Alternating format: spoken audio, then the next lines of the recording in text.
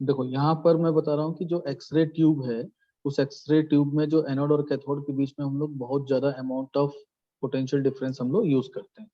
तो करीब करीब देखो कि 1 लाख आपका वोल्ट करीब हम लोग इसमें यूज कर रहे हैं। तो ये आपका जो मेन जो पार्ट है वो यहाँ पर हम लोग देख रहे हैं। यहाँ पे आपका कैथोड है और एनोड है, और यहाँ पे कैथोड को हम लोग हाई एनर्जी इलेक्ट्रॉन्स बम्बार्ड करेंगे इस पे, और यहाँ पे कुछ बैक स्कैटर्ड इलेक्ट्रॉन्स होंगे और यहाँ पर आपका एक्सरे प्रोड्यूस होगा। तो सबसे पहले हम लोग ना एक्सरे कैसे प्रोड्यूस हो रहा है उस पे अपन बात कर रहे हैं, ठीक है। क्योंकि एक्सरे प्रोडक्शन जो है अपने आप में एक ब्यूटीफुल फिनोमिना है, ठीक है। और फिर अपन जब नेक्स्ट बात करते हैं हम लोग, ये देखो यहाँ पर,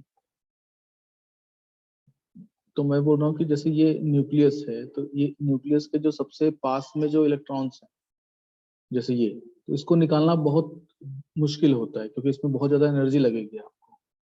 क्लियर है। और अगर वो इलेक्ट्रॉन यहाँ पर है या और दूसरे सबशेल्स में है, तो उसको निकालना मच इजियर होता है रेदर देन ये जो पास के इलेक्ट्रॉन्स हैं उसको निकालना। तो पास के इलेक्ट्रॉन को निकालने के लिए आपको एक तो बहुत ज्यादा अमाउंट ऑफ एनर्जी इसमें लगेगी, ठीक है। और इसलिए हम लोग एक्सरे में बहुत ज्यादा अमाउंट ऑफ एनर्जी यूज करते हैं। अब एक हाई स्पीड जैसे इलेक्ट्रॉन्स अगर बम्बार्ड करेंगे हम लोग, तो वो क्या करेगा, एक एक करके सभी को जो है, एक एक करके सभी इलेक्ट्रॉन्स को जो है यहाँ से रिमूव करेगा। तो इलेक्ट्रॉन को रिमूव करेगा और उसको फिलअप करने के लिए दूसरे जगह से इलेक्ट्रॉन जो है वो मूव होना स्टार्ट होंगे।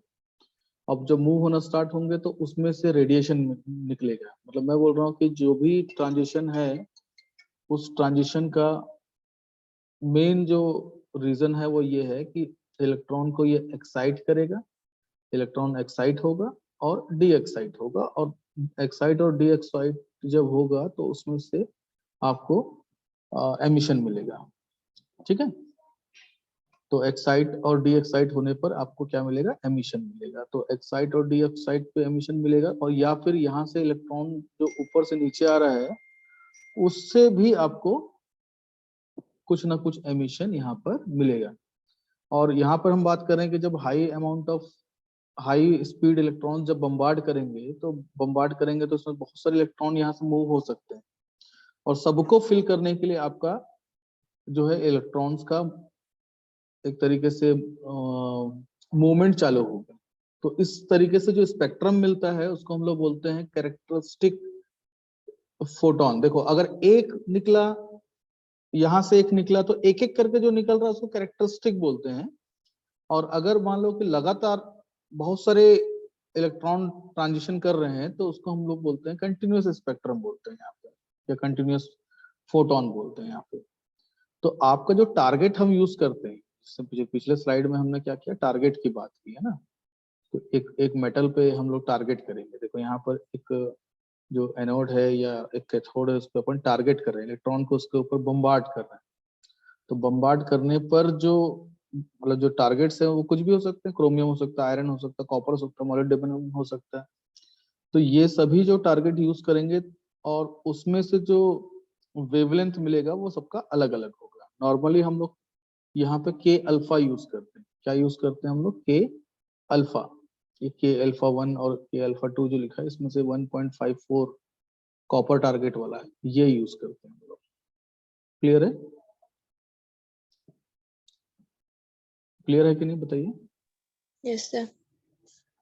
तो आज अभी फिलहाल अभी आप इतना समझिए कि एक्सरे जो है वो कैसे जनरेट होते हैं। जो राइट अ क्वेश्चन,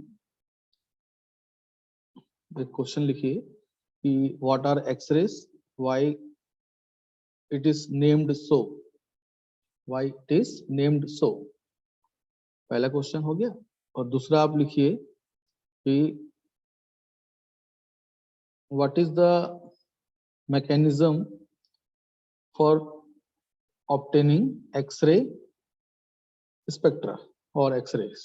ये दो चीज पे अभी काम करो, फिर हम लोग धीरे से इसको आगे बढ़ाएंगे, ठीक है।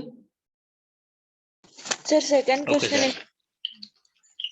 सेकंड क्वेश्चन है कि what is the mechanism of X-ray और what is the mechanism for production of X-ray. ठीक है, Yes, sir. ये दो क्वेश्चन पे पहले थोड़ा पढ़ना और कल डिस्कस करना, फिर अपन आगे पढ़ेंगे इसमें। क्योंकि प्रोडक्शन समझ नहीं आएगा तो आपको आगे उसका एप्लीकेशन नहीं समझ में आएगा। क्लियर? Yes, sir. तो थोड़ा सा आप डिस्कस करके पढ़ के थोड़ा कल डिस्कस करेंगे, right? Yes, okay sir. Sir.